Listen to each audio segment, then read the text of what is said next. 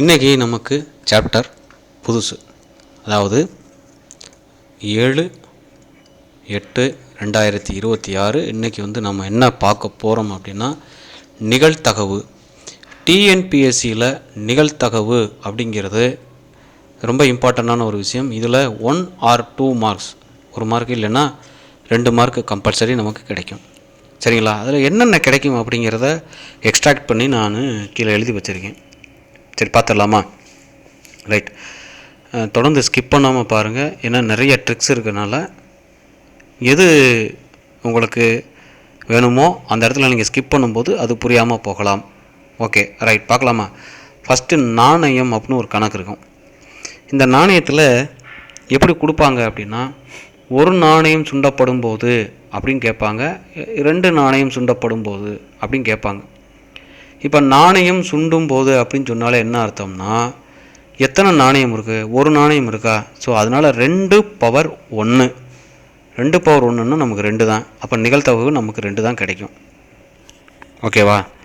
அதிகபட்சமாக நமக்கு 3 நாணயங்கள் தான் கேட்பாங்க. அதுக்கு மேலே கேட்குறதுக்கான வாய்ப்பு ரொம்ப கம்மி. ஓகேங்களா? அடுத்து 2 நாணயங்கும் போது 2/2 = 4. 2/2னா 2 × 2 = 4. இது நிகழ்தகவு. இது எப்போ கேட்பாங்க, எப்படி கேட்பாங்க அப்படிங்கிற கொஸ்டினை நான் பின்னாடி சொல்லிகிட்டே வரேன். இப்போ நீங்கள் அதை பாருங்கள். அடுத்து இதெல்லாம் கான்செப்ட் ஓவர்வியூ, என்னென்ன இருக்குது, என்னென்ன பார்த்தா போதும் நமக்கு அப்படிங்கிறது. அடுத்து பார்த்திங்கன்னா நாணயம். நாணயங்கிறது நமக்கு தெரியாது, எத்தனை நாணயம் சுண்ட போகிறோம்னு தெரியாது. ஒரு குறிப்பிட்ட நாணயங்கள் சுண்டும்போது அப்படின்னு கேட்டால் 2/n, இதைத்தான் நான் ஃபஸ்ட்டே சொன்னேன். 2 பவரில் எத்தனை நாணயமோ, ஒரு நாணயம்னா 1, 2 நாணயம்னா 2, அப்படி போட்டுக்கிட்டே வரணும். சரிங்களா? ஓகே, இப்போ n நாணயம் சுண்டும்போது 2/n அப்படிங்கிறது கிடைக்கும். சரிங்களா? ரைட், அடுத்து என்ன கேள்வி கேட்கலாம் அப்படின்னா பகடை. இந்த கணக்கு ரொம்ப முக்கியமான கணக்கு. பகடை கணக்கு அடிக்கடி கேட்டுக்கிட்டே இருப்பாங்க. Plus 10th 11th and 12th இந்த இதில் ப்ராபபிலிட்டி அப்படின்னு சொன்னாலே இந்த 3லையும் இந்த டைஸ் பகடை கணக்கு இல்லாமல் எந்த கணக்கும் இருக்காது. நல்லா புரிஞ்சுக்கணும். அப்போ ஒரு பகடை அப்படிங்கும்போது ஒரு பகடைக்கு 6 நம்பர் இருக்கும். 1 2 3 4 5 6ன்னு 6 நம்பர் இருக்கும். ஸோ அதனுடைய நிகழ்தகவு இந்த n ஆஃப் அப்படின்னு கொடுத்துட்டாலே நிகழ்தகவு. சரிங்களா? n ஆஃப் மொத்தம் எத்தனை நிகழ்தகவுனா 6. அதில் நாம் என்ன எடுக்க போகிறோம் அது கேள்வி. சரிங்களா? சரி, அடுத்து எண் பகடை. எண் பகடைங்கும்போது பகடை அப்படின்னு சொன்னால் 6 பவரில் எழுதணும். நாணயம்னு சொன்னால் 2 பவரில் எழுதணும். சரிங்களா? அப்போ 6/n. எத்தனை பகடை உருட்ட போகிறோம்? ஒரு பகடையா, 2 பகடையா, 3 பகடையா? 2 பகடைக்கு மேலே நமக்கு அதிகபட்சமாக கேட்க மாட்டாங்க, ஏன்னா டைம் அதிகமாக இழுக்கும். அதனால் 2 பகடையா 3 பகடையான்னு இதில் கணக்கு பண்ணணும். ஸோ 6/2, இப்போ 2 பகடைனா 6 36. அப்போ நமக்கு உறுப்பு எத்தனை வரும் அப்படின்னா 36 நிகழ்தகவு இருக்கும் அப்படிங்கிறத சொல்கிறாங்க. சரிங்களா? ஓகே, அவ்வளோதான். இதில் கான்செப்ட்டு இது அவ்வளோதான். அடுத்து என்ன கேட்பாங்கன்னா சீட்டு கட்டு. இப்போ 10th இந்த இதை டெல் பண்ணிட்டாங்க இந்த போர்ஷனை. ஆனால் சீட்டு கட்டு கணக்கு நமக்கு கேட்குறதுக்கான வாய்ப்பு கொஞ்சம் அதிகம். இப்போ பார்த்திங்கன்னா மொத்தம் 52 கார்டு இருக்கும். ஒரு சீட்டு கட்டில் 52 கார்டு இருக்கும். இதுதான் நிகழ்தகவு. இதை வச்சு தான் நம்ம வகுக்கணும். சரிங்களா? நிகழ்தகவு இதை வச்சு தான் வகுக்கணும். அதில் ஸ்பேடுனா தெரியுமில்ல, ஸ்பேடு, கிளப்புனா கிளாவரு, ஹார்ட்டு, டைமண்டு அப்படின்னு சொல்லி 4 கார்டு இருக்கும். இப்போ இந்த 4 கார்டுலேயும் நல்லா புரிஞ்சுக்குங்க. இப்போ 4 கார்டில் ரெட்டு 2 இருக்கும், பிளாக்கு 2 இருக்கும். இப்போ ரெட்டு கார்டு 2. எது ரெட்டு கார்டு இருக்கும்னா ஹார்ட்டும் கிளாவரும் இருக்கும். ஆமாம், ஹார்ட்டும் டைமண்டும் இருக்கும். சரிங்களா? இந்த கிளாவரும் ஸ்பேடும் நமக்கு பிளாக்கில் இருக்கும். பிளாக்கில் 2 கார்டு, அது கிளாவரும் ஸ்பேடு, இல்லைன்னா ஸ்பேடு கிளப்பு அப்படின்னு சொல்கிறது. ஸோ இவ்வளோ தான் இதில் இருக்கக்கூடிய டைப்பு. ஓகேங்களா? இப்போ நம்ம நேராக கணக்குக்கு போகிறோம். இப்போ நான் உங்களுக்கு கணக்கை வாசிக்கிறேன். அந்த கணக்கை நீங்கள் நிப்பாட்டி கேட்டுக்கோங்க. ஒன்று, அப்படி உங்களுக்கு எதாவது வேணும் அப்படின்னா நான் டெஸ்கிரிப்ஷனில் இந்த கொஸ்டின் பேப்பர்ஸை நான் உங்களுக்கு பிடிஎஃபாக சென்ட் பண்ணுறேன். இல்லைன்னா நம்ம வெப்சைட்லேயுமே நமக்கு இருக்கும். வெப்சைட்டோட அட்ரஸ் வந்து kalaimagalaacademy.in அதில் இருக்கும், பார்த்து தெரிஞ்சுக்கலாம். இப்போ ராஜமாணிக்கம் அப்படிங்கிறவர் 100 ஆரஞ்சு பழங்களை வாங்குகிறார். ஆரஞ்சு பழங்களை வாங்குகிறாரு. அதில் 70 பழம் நல்லா இருக்குது.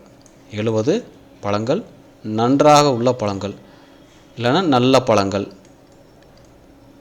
நம்மளாம் எழுதிக்கிறோம். நல்ல பழங்கள் 70 எனில் அதை சமவாய்ப்பு முறையில் தேர்ந்தெடுக்கும் போது அவர் ஒரு நல்ல பழமாக இருக்கிறதுக்கு நிகழ்தகவு என்ன அப்படின்னு கேட்டிருக்காங்க. அப்போ நல்ல பழமாக இருக்கணும்னா எவ்வளோ நல்ல பழம் இருக்குது? 70 நல்ல பழம் இருக்குது. மொத்தம் எத்தனை பழம்? 100 பழம். இதில் 70 பழம் நல்ல பழம். சப்போஸ் இது வந்து நல்லா இல்லாத பழங்கள் கேட்டாங்கன்னா 30/100ன்னு போடணும். நன்றாக இல்லாத பழம் அப்படின்னு கேட்டால் 30/100ன்னு போடணும். நல்லா உள்ள பழங்கிறனால 70/100 போடுறோம். 2க்கு அடிச்சிடறோம். இப்போ மிச்சம் நமக்கு என்ன கிடைக்கும் அப்படின்னா 7/10. 7/10. இப்போ இந்த 7ஐயும் 10ஐயும் நம்மளால் வகுக்க முடியுமா? வகுக்க முடியாது. ஸோ ஆன்சர் அவ்வளோதான், 7/10. இது முதல் கேள்வி. கேள்விகளை பொறுத்து தான் நமக்கு ஒவ்வொன்றும் இருக்கும். இப்போ ரெண்டாவது கேள்வி என்னன்னு கேட்டிங்கன்னா, ஒரு சாலையில் 250 வாகனங்கள் சோதனை செய்யப்பட்டன. சோதனை செய்யப்பட்ட வாகனம்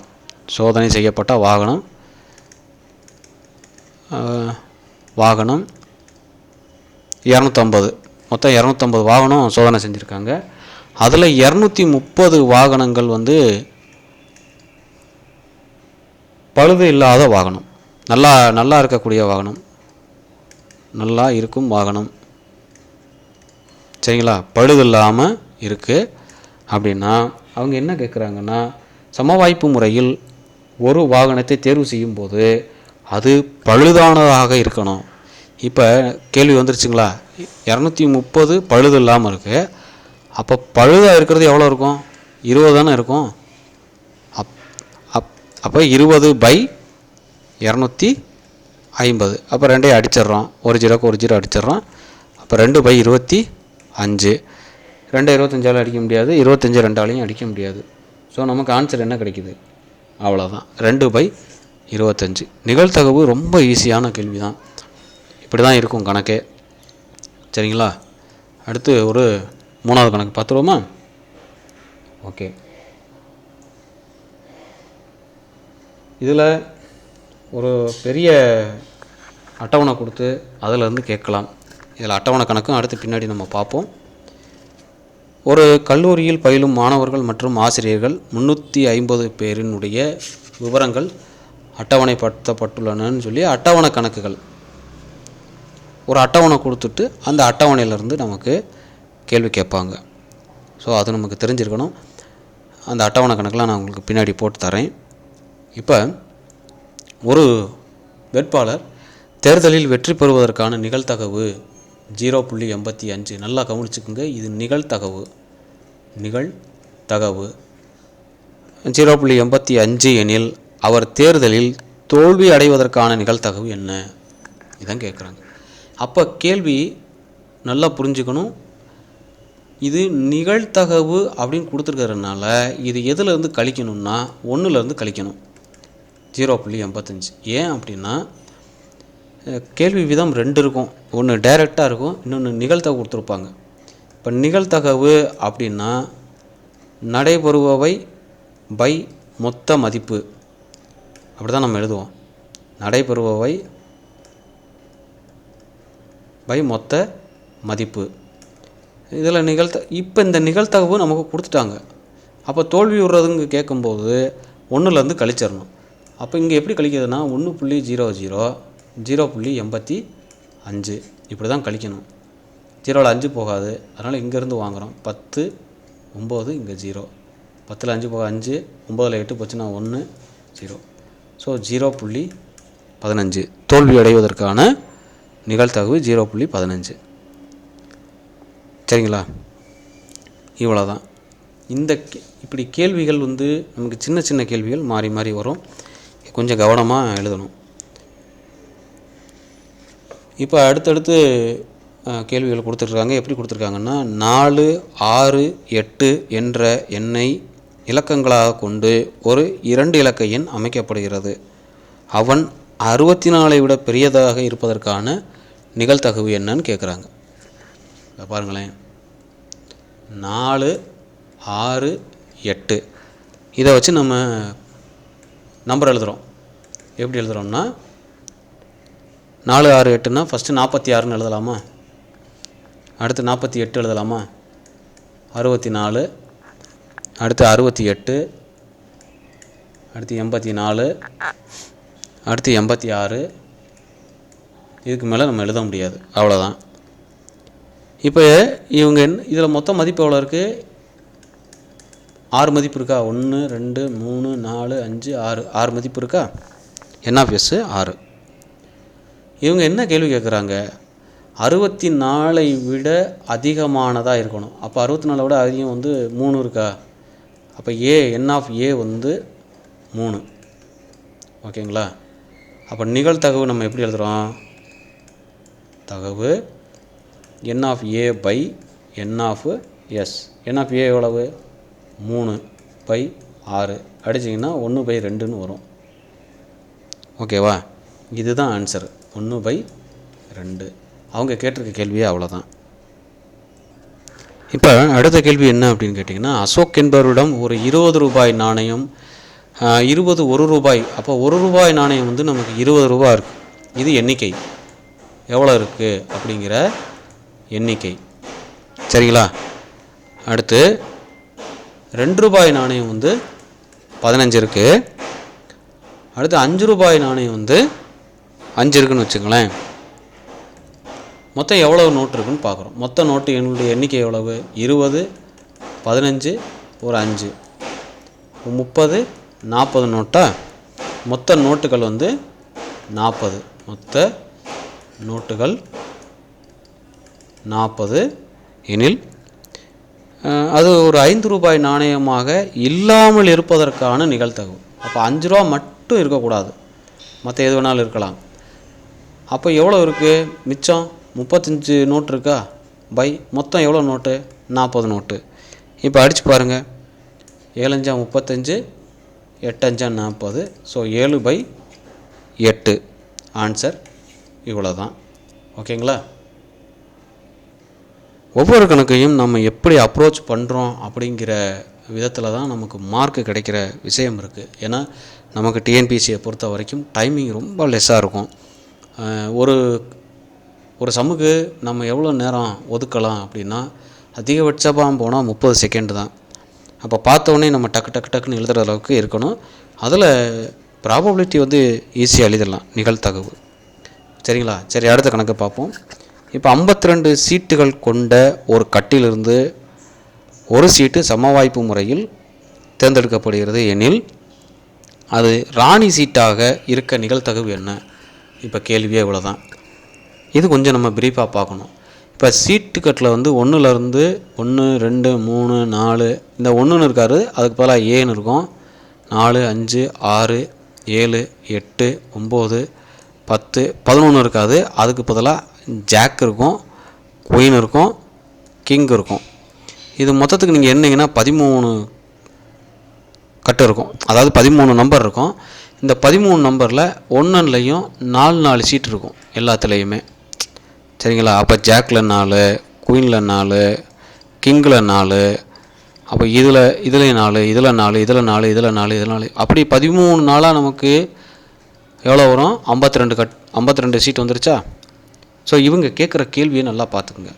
இப்போ இந்த 4 கார்டில் எது இருக்கும்னா ஸ்பேடு, கிளேவரு, ஹார்ட்டு, டைமண்டு. இந்த டைமண்டும் ஹார்ட்டும் ரெட்டில் இருக்கும், இது ரெண்டும் பிளாக்கில் இருக்கும். ஏற்கனவே நம்ம சொல்லிட்டோம் இல்லையா? இப்போ இதில் நமக்கு குயினில் வந்து 4 சீட் இருக்குது. அவங்க என்ன கேட்குறாங்க? குறிப்பிட்டு கேட்கல. இப்போ ரெட்டில் எத்தனை சீட் இருக்குன்னு கேட்கல, அப்படி தானே? குறிப்பிட்டு 4 சீட்டையும் கேட்டிருக்காங்க. அது ராணியாக இருக்க நிகழ்தகவு என்ன அப்படின்னு கேட்குறாங்க. அப்போ 4/52 மொத்த சீட்டு 4 சீட்டு, அதில் 52 சீட்டு. இப்போ அடிச்சிங்கன்னு வச்சுங்களேன், ஒரு நாளாக 4, 13 நாளாக 52. ஸோ அவ்வளோதான் கணக்கு. அப்போ 1/13 தான் ஆன்சர். இப்போ இந்த இடத்துல நம்ம குழப்பம், ராணி எத்தனை சீட்டு இருக்குது, ராஜா எத்தனை சீட்டு இருக்குது அப்படிங்கிறது நமக்கு ஒரு சின்ன குழப்பம் இருக்கும். அதில் குழப்பிக்கிற வேண்டாம். ஒன்றுலேயும் 4 தான் இருக்கும். அந்த 4 2 பிரிச்சிடணும். ரெட்டில் 2, பிளாக்கில் 2. ரெட்டில் ஸ்பேடு கிளாவரு, பிளாக்கில் ரெட்டில் ஹார்ட்டும் டைமண்டும் இருக்கும், பிளாக்கில் ஸ்பேடும் கிளாவரும் இருக்கும். இது பிளாக்கு. இப்போ மாறி இருக்கும் இல்லையா? ஸோ இந்த ஃபண்டமெண்டல் அடிப்படையாக வச்சு தான் நம்ம இந்த கணக்கே போடணும். ஓகேங்களா? அடுத்து நமக்கு காயின் கணக்கு வந்துடும். இப்போ காயின் கணக்கு ரொம்ப முக்கியமான கணக்கு. ஒரு நாணயங்கள் ஒரு சமயத்தில் சுண்டப்படும் போது, 2 நாணயங்கள் ஒரே சமயத்தில், 2 நாணயம் ஒரே சமயத்தில் சுண்டுறாங்க. அப்போ 2 நாணயம் சுண்ட போகுது அப்படின்னு நம்ம சொன்னோம் அப்படின்னா, ஏற்கனவே நம்ம சொல்லிட்டோம் இல்லையா, 2 நாணயம் சுண்டுனா நமக்கு என்ன கிடைச்சிரும்? 4ன்னு கிடைக்கும். கரெக்டாக? ஸோ 2 நாணயங்கள் சுண்டும்போது நமக்கு நிகழ்தகவு 4. அடுத்த கேள்வி என்ன கேட்டிருக்காங்கன்னா, குறைந்தபட்சம் ஒரு தலை, குறைஞ்சது ஒரு தலை. இந்த கணக்கு தான் நமக்கு கொஞ்சம் குழப்பமாக இருக்கும்.